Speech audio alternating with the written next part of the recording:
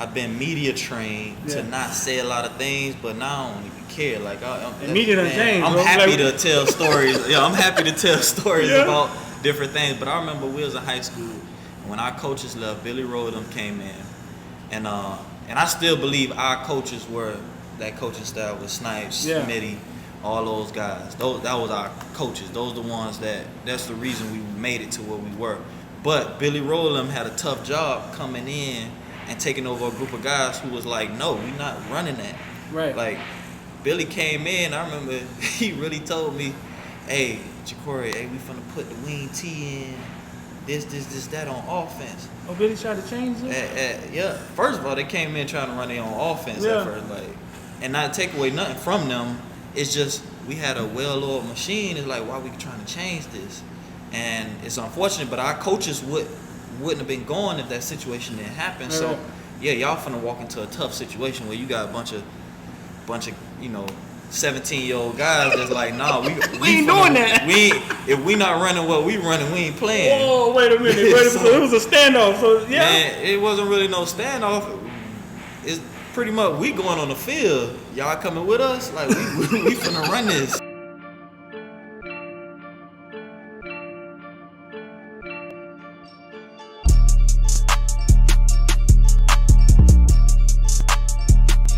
Until like halftime, and I'm like, hey, cause my receivers was like, hey man, as soon as we do a signal, they start, hey, you go here, you go there. I think they know our signals. Yeah. And I was like, all right, I got something for y'all. We gonna do the signal, but y'all do what I say. It's loud in here, so just listen. Yeah. But whatever I call is what y'all do. So instead of running 6-piece, I'm like, hey, 50-51, which is all goals. Yeah. And we did that one time. And they ran all go. Boom, got it. Yeah. And then I'm like, so that's what it was. Yeah. And then that's when we started coming back, cause we were losing. We ain't scored a touchdown or nothing in the first half. Yeah, that was perfect. Yeah. Do it again. I got you. That's no problem. I was hoping you was recording, fool. No. It is what it is. It is what it is. Huh? It is what it is. All right, man. We here. I'm D. That's X, and we here with the man, the myth, the legend, Jacory Harris, man. What's going on, bro? Not much, man. Happy to be here with you. Man, guys. we happy to have you here, man. This thing growing, man, and you having you here is an honor for me. You know what I'm saying? It's an honor to be here. X, right off the back, man. What you want to talk Right about? off the bat, man, we gonna talk about this infamous 99-yard drive against Deerfield. Y'all losing the whole game. Mm-hmm. They driving down the field. Sean Smith makes an amazing stop at the 1 yard, like the inch. I don't even know what the one is, the inch. Yeah. And y'all get the ball, you gotta go down the field 99 yards. Wait, let's set up a little bit more. Because y'all are undefeated, number one team in the nation at the time, right? Yeah. Y'all had them went to Texas, whooped on them, and y'all, so it's Deerfield, and it's what, the game before the game to go to state? This the game to go to state. And they got shoelaces, right? Yeah. Their quarterback? Denard Robinson. Right. So all that on the line. One of the greatest teams South Florida ever saw in football, and it was about to go down in Miami to a team from Broward to Deerfield. And go ahead. 99-yard drive on. You get the ball. Like what's going on in your head? Like I know you from the West, so you know y'all got a different type of confidence. Yeah. Y'all like, man, we don't lose to nobody, so it don't matter. 99 yards is nothing, but with something going on in your head, like I got a 99-yard drive. Well, tell people like, how did you orchestrate that drive? I'll tell you this from the get-go. Nobody knows this. If you paid attention in the game, you'll probably notice. But that very first play, to be honest, we lost that game. People don't know this. Oh, here we go. The very first play, I threw a bubble. Mind you, it was on the 1 yard line. I threw a bubble to Kendall Tompkins because Deerfield was still running on the field trying to get ready. Yeah. And they ain't have enough guys to our side, which was the boundary. So I was like, hey, y'all come on, hey, just bubble. And I threw the ball, but I threw it behind him, which is a backwards pass. Right. So he dropped it. It was on the ground. Deerfield jumped on it. Oh, Lord.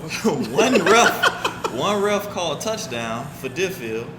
And then the other ref, because I was always taught, my quarterback coach, greatest coach I've ever been around, Christopher Perkins, he always taught me, whenever you throw a bubble, fall back, start backing up. Yeah. Because just in case the refs not paying attention, wherever you finish last is where they probably gonna be like, okay, he threw it. It was a forward pass. Shout out to Chris Perk. Yes, That's my high school quarterback. Yes, sir. Shout out to Perk. So when I started backing up, I always do that. I throw the bubble and then I back up. By the time I backed up, the ball was in front of me. Right. So this ref on this side was like, no, incomplete pass. And I was sitting up there like, I just lost the game. I already had my escape ready. Cause you know the orange bowl was shaped like a U. Yeah. I already knew. But I can't go back to the West. D-Boy got too much money on the line. I can't go back to the school. Oh man, that's So I already had my escape on the trust me. I had my escape on already planned out, but that drive was crazy. There was a lot of things that took place before that drive that people didn't know the insides. Right. And, I'm happy to tell that to y'all. Yeah, man. Talk about you getting a phone call during that game. Like, how was that? You get a phone call, you on the sideline, and all of a sudden somebody like, hey man, somebody want to talk to you on the phone. Yeah. Certain things only happen at the West. Right. Certain things only happen at the West. Right. Which is good because it shows how much people care about that community, care about that team, and care about the kids. Right. And so our old coach, Coach Lockett, his son jumped down and onto the field, had a phone. Oh, Lord. So I get the phone. It's probably like fourth quarter, third quarter. Yeah. And it's my coaches, old coaches. Right. Giving me advice, let me know, give me some clues on what's going on. Just talking to me and let me know certain things, inspiration. Right. They like, look, man, y'all kids, y'all got it. Y'all know that. Y'all know what to do. Right. And that kind of motivated us to, especially me, having my guys support us, even though they had already moved on to where they were. It just meant a lot, and so that's the type of things that happen in the game in the West. See, so now we're gonna take it back a little bit because your old coaches, they created that offense, right? They groomed you, AJ and Patty, Perk, Telly, Snipes, right? They were gurus. So Perk was with them, but Perk didn't leave when they left. Perk, because of the Easterling thing, they left, right? Yeah. So I don't remember how that all went down. I think Telly was the one that got the job at Central. Right. Telly he got was the at job. Central, and I think Snipes went with him. Yeah. And Perk at the time, I don't know if he had went over there yet. Yeah. So I don't remember exactly who was all at Central. Right. But they created that offense. Yes, they created that offense. Right. So in 06, the first state championship team. Well, even before that, when I was in the 10th grade, and when they had EJ as the quarterback. That's my little cousin, man. Yeah. EJ was that was my role model. That's what I learned from. Like, I mimicked everything off of him based on what Perk taught me. Right. I mimicked everything off of him because he was, even though he was a little bit shorter, EJ 5'8", 5'9". I know, but up here, EJ had it all. He still got it, dog. I know. He's still got it, smart kid, man, and I wish, if he had the height and he had everything that people they deem the important qualities of a quarterback. If he had all those things, he would have been he'd have been something special. Yeah. Unfortunately, his size, they're gonna be quick to switch you. Oh, we want you to play receiver, running back, and all this other stuff. Right. But even when Perk was with me on JV, we went 5-0 on JV. I moved up to varsity, came in, played 2 games on varsity 9th grade in South Miami, and somebody else at the end of the game got me a touchdown and all this stuff. But those guys built that foundation. Right. And they built this so much and had us so ready and prepared for any and everything that when they were gone, we was able to run that thing by ourselves. That's what EJ told me. EJ said, I went back to practice to watch them practice, and he said Jacory was running offense. Yeah. He said he ran the whole offensive side in practice. And I wouldn't say just me, because my receivers, my offensive linemen, the running backs, everybody on that team, they knew, even the new guys we brought in, we had to sit down, we had to have study sessions, we had to do all this to teach people. And yeah, it was unfortunate that some of the new guys, they wouldn't even get an opportunity to really play, even though they was talented, because we already had this offense, and it wasn't. It was almost like no preseason for them. Like, you ain't had a chance to really learn and be taught. Right. So those guys, my receivers, man, they'll be out there. I call a play, and they'll look at the alignment of the DB, which I can't see fully, and they'll be like, nah, how about we run this? How about we run hold switch? How about we run this? And I'll look, I'm like, all right, change the play.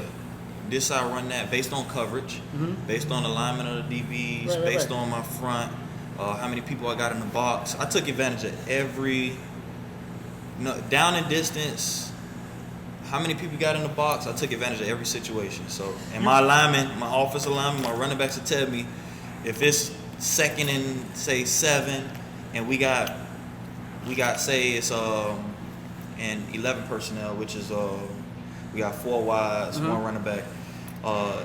If we got 6 in the box, they like, hey, look, this guy, the linebacker here a little bit outside. We can overtake this person. We can run the zone this way. Right. And I'd be like, dang, I want to get a passing play. I want to throw the ball.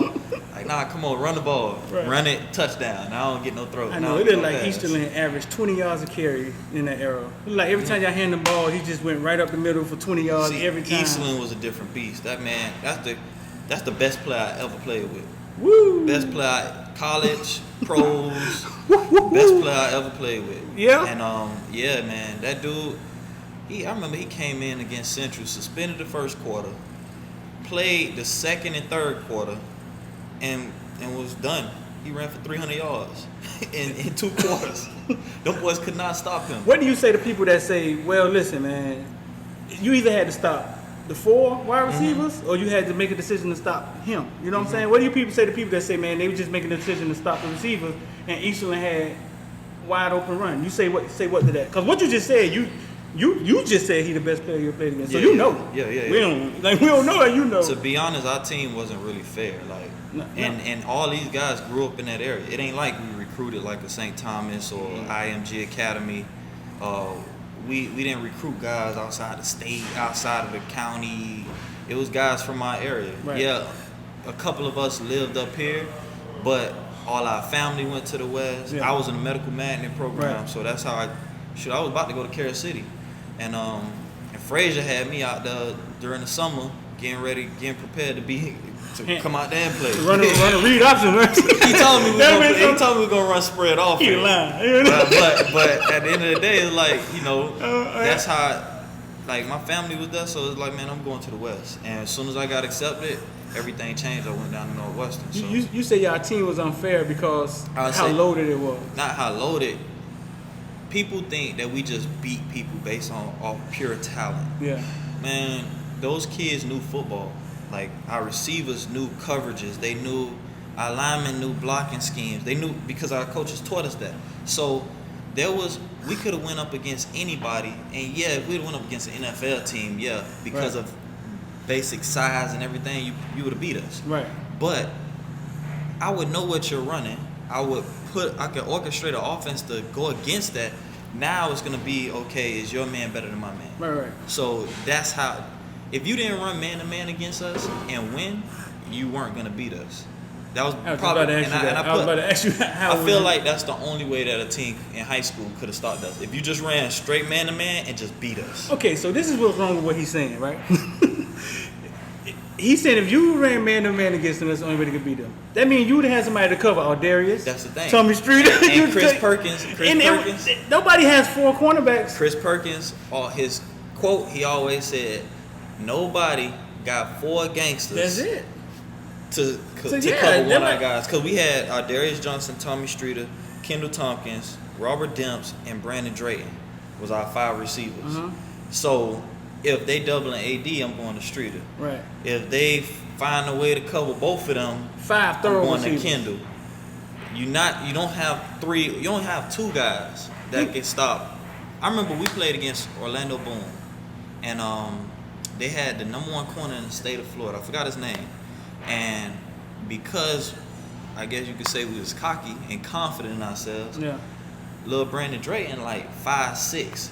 I said, hey, Beto, go over the backside on the number 1 receiver and run a go route. On the number 1 cornerback? And I threw him a jump ball. In the game, this man went up top on this guy. Went up top on him. We just want to see how good he was. Yeah. All the scouts there, he the number 1 quarterback. Man, went up top on him. I ain't never heard from that guy again. So that's how we were. Yeah. We weren't cocky. We were just confident in what we was doing.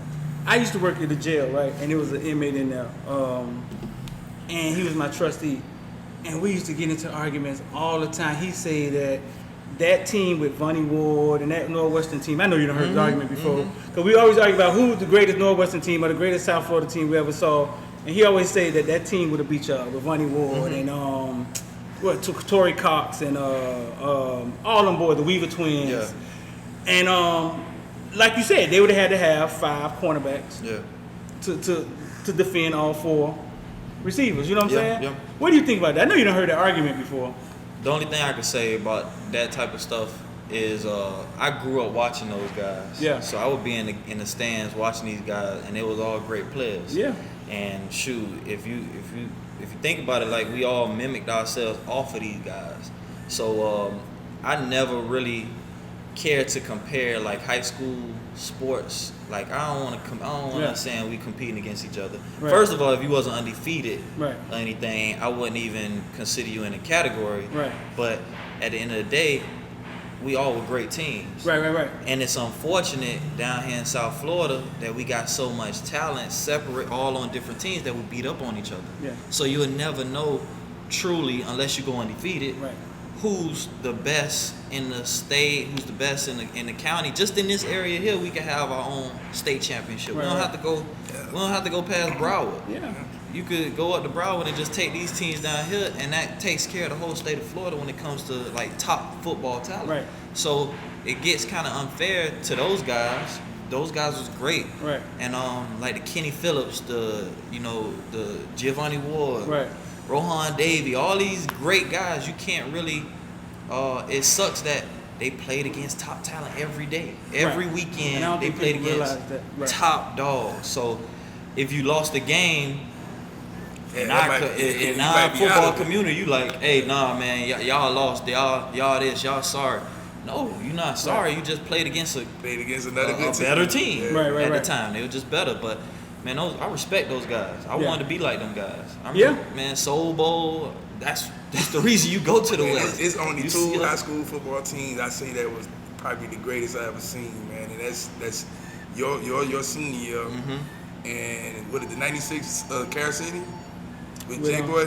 Yeah, I think it was 96, right? Yeah, I don't think I ever seen 2 high school teams that like put together as good as them. Yeah. That '96 team, man, I remember when they played against South Ridge and at the Orange Bowl, and J-Boy ran his little wing tee, and everybody Jacory was gonna do the same thing even with the Cash City. Shoot, everybody thought the running back had the ball. Everybody thought the running back had the ball, man, and you just see J-Way like 70 yards down the field, and like the whole stadium got quiet because ain't nobody see J-Way running. Yeah. And he's down the field, scores a touchdown, and everybody like, damn, that just happened. Yeah. And I was like, man, when I seen that, and then when I seen y'all play, I was like, damn, this team is 4 receivers and Yeah, there was something. the running. I'm like, man, I wish I had that. Yeah. Man. Man, let me tell you, it's a lot of stories that that I never really, because I've been media trained to not say a lot of things, but now I don't even care. Like media done changed, I'm bro. happy Like- to tell stories. Yeah, I'm happy to tell stories Yeah. about different things. But I remember we was in high school, and when our coaches left, Billy Rodham came in, and I still believe our coaches were that coaching style with Snipes, Smitty, all those guys. That was our coaches. Those are the ones that's the reason we made it to where we were. But Billy Rodham had a tough job coming in and taking over a group of guys who was like, no, we're not running that. Right. Like, Billy came in, I remember he really told me, hey, Jacory, hey, we finna put the wing T in, this, that on offense. Oh, Billy tried to change it? Yeah. First of all, they came in trying to run their own offense at first, like, and not take away nothing from them. It's just we had a well-oiled machine. It's like, why we trying to change this? And it's unfortunate, but our coaches wouldn't have been going if that situation didn't happen. So, y'all finna walk into a tough situation where you got a bunch of 17-year-old guys that's like, nah, we ain't doing that. If we not running what we running, we ain't playing. Oh, wait a minute. So it was a standoff. So yeah. Man, it wasn't really no standoff. It's pretty much we going on the field. Y'all coming with us? Like we finna run this. Hey, Sean Spence, Marcus, them, they had the defense under control. I think So it was both sides of the ball. my dad was still there as the linebacker coach, so they had somebody that was still familiar. I forgot who our D coordinator at the time was. I forgot who was the D coordinator, but they still had the same stuff going on. Like some of the same coaches was there. It's just the offense side, we had nobody. Right. And we had nobody for 2 weeks period, like any coaches, for 2 weeks before the season started. And we was out there. We out there running sprints. We in the weight room doing 7-on-7. We probably out there by ourselves for 6 hours out of the day during What the was the summer. purpose? Why gotta have the offense? Because everybody had, with the scandal, everybody had just got So fired. they just got fired. Yeah, that's right. Just got fired. Damn, Just got fired. So we're by ourselves. Sean, Marcus, hey, y'all take care of the defense down Man, the there. things that happen We'll take in the care of the hood, offense. fool. The Yeah. things that happen in the hood. But it ain't about that stuff happens, but it's all about how you bounce back from it, Right. how you overcome that adversity, and that's why I respect every last individual on that team, even the coaching staff that came in to deal with us Right. and to put up with some of that stuff. You had to be a strong individual. You had to put your pride aside. Right. Like my offensive coordinator, Coach Daniels. Yeah. He knew his offense. He knew football. He was a smart guy, knew football. Right. But it was certain things that we were so used to that it was like, man, look, I'm sorry, but just give me the personnel. Right. That's all I need. If I look to the sideline, I need Demps to come in. I need Digamo and Tyrese to I need both backs in the backfield to help chip on Olivier Vernon because this dude driving us crazy. Right. So it's stuff like that they put their pride aside and they ended up like, yeah, okay, it's 17-year-old kids. They telling us what they finna run. All they needed help with is the personnel, and they helped us. Yeah. Where you play youth football at? You at Northwest Boys and Girls Club. You was a quarterback? Nah, I played receiver, safety, linebacker, offense. Started off as a left tackle. Yeah. Yeah. Meanest kickback, man. Hey, meanest kickback. That's Where how I they started off off. as a left tackle. Yeah. And then I switched to quarterback in the 8th grade in the Little League. I played a little bit of quarterback when Coach Cadona, he was coaching at the West 2. He was a quarterback coach there. He got me started with becoming a quarterback. Yeah. Introduced me to that. And then, because I wanted to be like Thad Lewis. Yeah. He played at the boys club. Right. And he would help me at Opelika Park. When my dad was coaching Little League out there, I'd go out there and he helped me, show me how to throw, show me how to do all that stuff. Dad was like a gangster. Like, I used to love watching Dad. Yeah. So it's like growing up and learning from those guys, and then Perk being my coach in JV. Mm-hmm. Him, just honing the skills and teaching me all the small things, the ins and outs about quarterback is what helped propel me to. And him pretty much telling me I couldn't play basketball and had me do punishment for trying to run for Mr. Northwestern and hey, Perk was crazy. You couldn't run for Mr. Northwestern? Man, he had me doing elbows and toes, talking about I want to be a politician. And it was crazy, man. But he told me I couldn't wear a shield. Me and him almost got into it because he didn't want his quarterbacks wearing no shield on their helmet. You still talk to him? Yeah, man, that's my FAU boy, now, man. right? Yeah, Perk, my boy. He was my high school quarterback, man. Yeah. Yeah, we came out the same year, man. Perk was my high school You quarterback. remember that play that play against Miami Springs? When? The one that made them lose the game? No, we wasn't at that game because I think we had a game that night. It was something going on, and our bus got to the school the same time. It was like, y'all lost to Miami Springs with 20 people. 20 Springs, they had like 19 people on their team. Yeah. But the team was good though. Remember they weren't undefeated. Yeah. Northern should have won, man. I don't know if it was Perkins or I don't know if it was Osborne. Somebody made the wrong call. It was 4th and inch. They tried to on the 4th and 1. They tried to run the quarterback sneak. Perkins is slow as dirt. Yeah. Can't move at all. Can't move at all, man. As soon as he get the ball, it's like he didn't move. And it's crazy. Perk used to be the scout team quarterback. Yeah. And that's how he didn't got hurt so much. Tearing his ACL and shoulder injuries. Perk used to be the scout team quarterback going up against Marcus, them boys. They like, man, come on, man, this ain't fair. Like, he out there killing them, throwing that thing. But then they tackling him for real. Like, he ain't got no gear on. He out there stiff arming kids. I'm telling you, the West is special, man. Then he'll make me laugh. Like, me and him used to be beefing. Sometimes he'll make me laugh. And let them hit you. Dog. And we got Marcus Forster, number 1 D tackle. Who was on there? Devontae Davis was on there. Who was over there? Devontae Davis. Quavon Taylor. Taylor hit somebody in 7-on-7. We ain't got no gear on. This when he first got that from Jackson. He hit the dude running a drag route.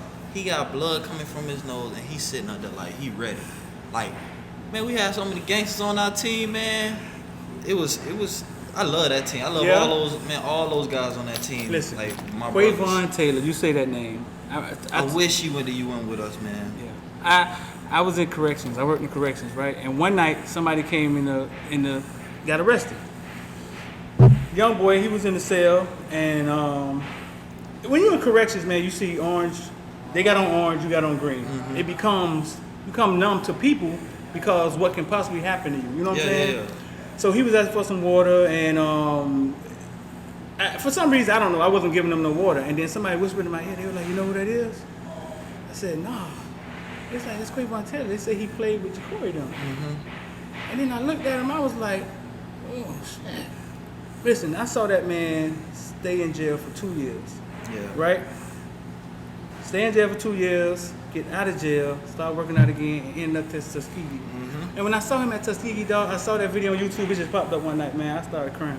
Yeah. Because I saw that whole plight. That transformation. Yeah, I saw him go from being down to back up to getting a chance to do something again. Yeah. And I was like, oh, shit. Those are the type of kids that make a difference in this world because they done been through the ups and downs, like for real. Right. Quay was never a bad kid ever. Yeah, right. Never had no issues, nothing. So, like my dad was the linebacker coach. That hurt him when he found that out. Right. Because it's almost as how we looked at it was like, man, if UN would have just gave him that opportunity to come here, him, Vontae, and Sean. That would have been how many kids? Yo. That would have been. And guess what? Guess what they told us? I remember Michael Barrow told me, I was like, hey man, because I said something to him, like, hey, get him off of Quavon off of him. Man, we already got 80, y'all. How many? I'm like, well, shoot, they'll be your 3-star linebackers right now. And not to take nothing away from the guys that was at UN, it's just that they were that good. How many players you think UM should have took? From my team? Yeah. Man, shoot. You could have took all the guys. This is funny to hear, dog, because some people think 7 or 8 was too much, right? Yeah. But you saying that, man, it should have just took 15, right? It should have took all on. Every backups, everybody, because they still went on with, I think, the next year was with Teddy? Yeah. And they still went on to the state championship game and was balling. It's all, but yeah, I understand you can't take all those guys. Right. But if they could, I believe they should have. No, man. I mean, we don't even talk about Levante David. They took all the guys from the West, then they ended up taking like how many from Booker T? They took like 4. Yeah. Booker T. Mm-hmm. Right. You know, I think it was the newspaper. They were like, man, they're like, UM took all of Miami-Dade. Yeah. Like I was like, yeah, they took about 20 kids. But just the thing, you take them and then, since we talking for real, you take them and then you have, like, in order to get, especially with me, the reason I went down there, they told me we were going to run a spread offense. Mm-hmm. The same offense you ran in high school, we're going to bring it here. And who told you that? Patrick Nix. Nix. Not Coach Shannon. Coach Shannon he took care of me in college. He made sure that everything was, he tried his best. Right. He tried his best. Right. Yeah, he tried the best with what he was dealt with there. There's a lot of stuff that was going on, that decisions that had to be made and all that, and he did everything in his possibility to make sure his players were good. Yeah. And didn't have to worry about the outside stuff. But Nix told me we was gonna run spread offense. We recruited every receiver from Dade County down here, all the top dogs: Devon Johnson, Theron Coyer, Streeter, Darius, Kendall. We got LaRon Bird, Travis Benjamin. Yeah. You got all these top guys. Right. All this speed. So I'm like, all right, it's either Oregon or UM. I was already committed to UM, but Chip Kelly came down there and was like, "Hey, Jacory, I want you, and come on a visit." Went on a visit, and I fell in love. I'm sure And you did. shoot, I fell in love with Oregon. And then the situation in Oregon, I probably would have walked into a starting job there because Dennis Dixon was leaving. One of the quarterbacks that was behind him, his backup, he was a senior. The next guy was Jeremiah Masoli. He ended up tearing his ACL, MCL. So I would have walked into the starting. Right. You think he was ready What? to walk right in and play? Especially in that offense. Yeah. Man, Chip Kelly gave me plays. You guys the running backs because they hated this stuff. Chip Kelly gave me plays, and he was like, "Hey, implement these into your offense and see how they work. Different rate of run, zone reads, different trick plays, and we'll run them and they work like to perfection. Right. But 9 times out of 10, they was passing plays. Right. So I'm running these and practicing in the game, and Diggamore and Tyrese like, "Hey, you ain't got no plays for us." They used to be beefing with me too, man, because I wanted to throw the ball. I'm a quarterback. Right.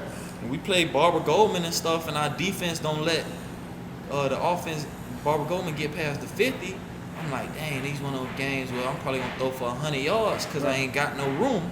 So I'm like trying to get every opportunity. These people got 3 men in the box, and they running, and they got every DB covering our receivers. Can we run the ball?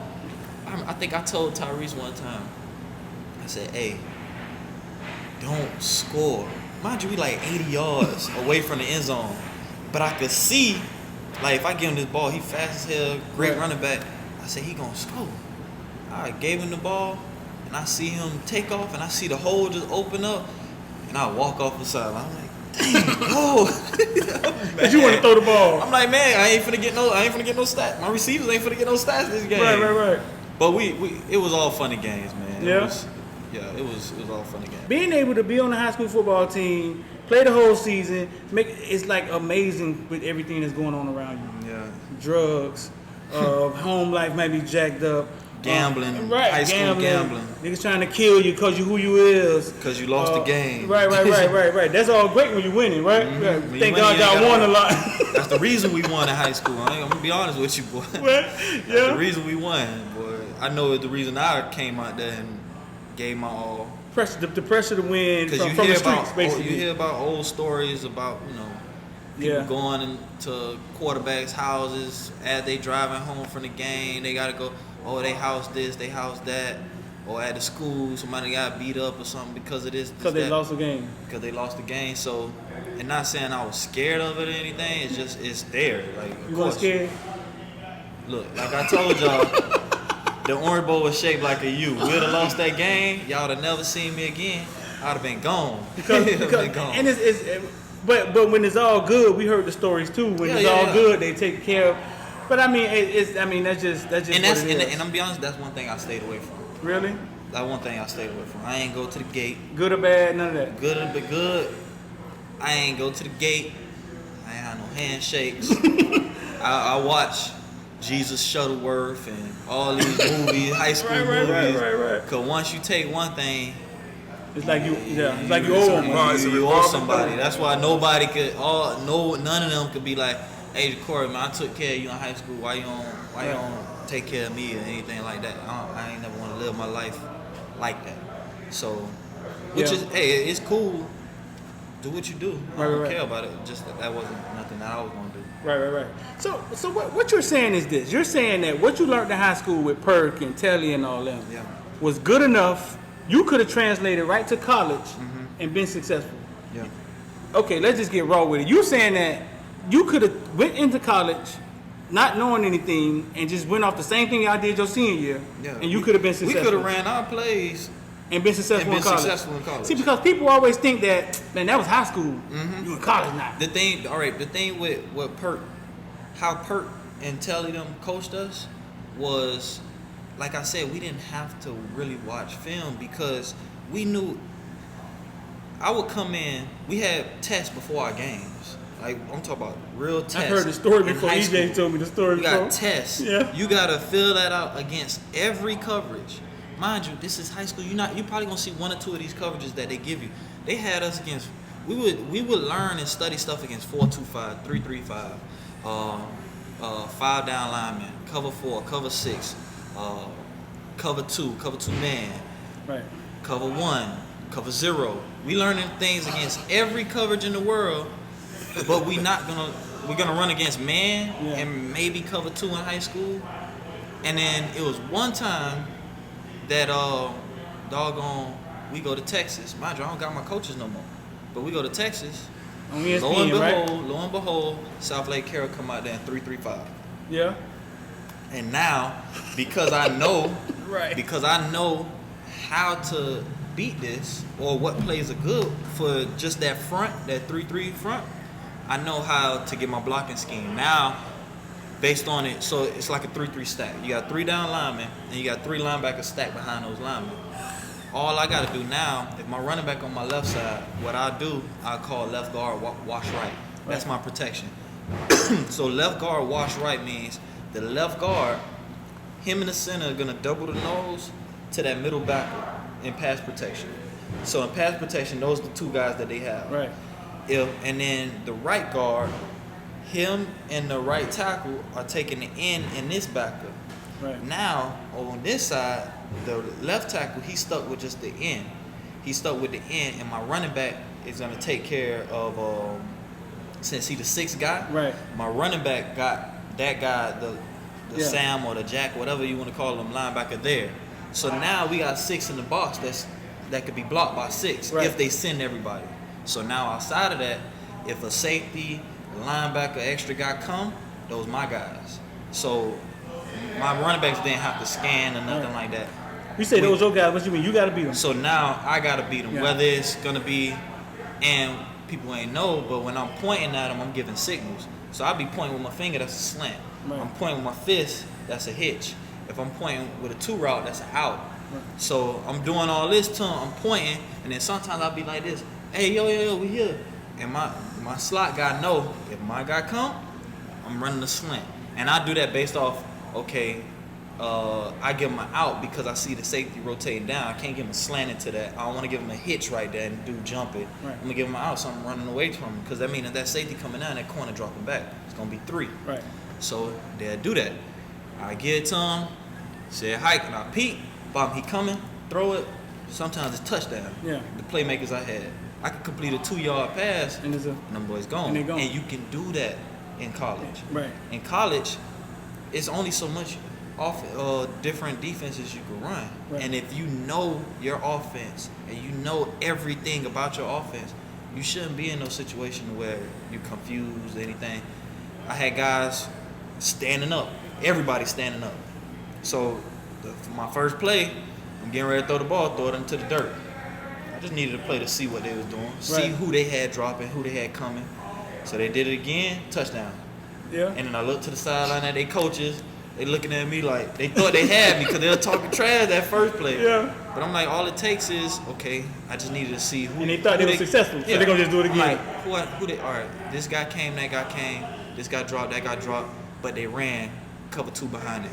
All right, y'all just run 2 goals and a bender in the seam, down the seam.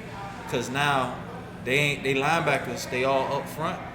If I could hit the seam before, before they drop back, Yeah. put that right in the hole. But if the safety take that seam and I put my running back into the flat and that cornerback see that and he set his foot flat, I want my receiver to take an inside release but get back outside. Right. So that DB eyes can look at the running back. Right. So that's what happened. I'm like, okay, hey, go inside. Tell the receiver, you run a go, but take an inside release. You normally don't do that with 2 verticals. Right. Because you're getting too close to the safety. But I'm like, but get back on your outside. So now if that safety takes him, now looking at the corner set his feet because he see back coming into the flats. Oh, I'm taking the go route. And you do all this after hike? Yeah. Oh. All this is down. Mind you, I already called the protection. I see whoever I got. I'm hike. Okay, nobody blitz. All right, I'm looking at the safety. Bum. If he just set his feet on that bender.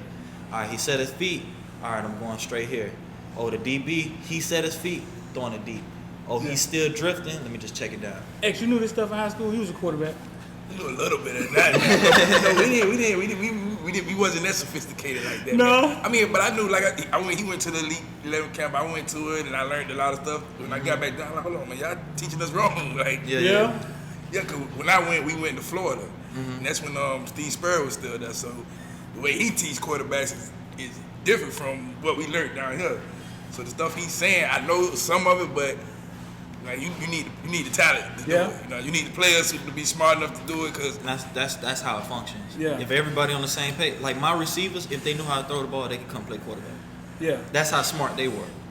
Gotcha. I see what you're saying. Yeah, you need the players. You can't just have anybody. They could call the offense. They could get behind them and be like, all right, well, shoot, my line protection. I call it protection, but they knew what I was going to call. Like, based on if it's 5 down, if it's this, if it's that. They'll look back, Corey Barbary, Rashawn Adams, my 2 centers for those 2 years. Rashawn was doggone 5'11", 180 at center. Toughest dude I ever been around, man. And was smart. I remember. It was like my line went from 6'5" on the outside to 6'3" on the inside to 5'11". Right. But it's like those guys were smart, man. Yeah, but listen, man, that's I'm D. Y'all make sure y'all go to the comment section, man. Let us know what y'all thought about the interview. Hit like and share. We out of here. It's gonna take 3 motherfucking days, and that's what this nigga wants to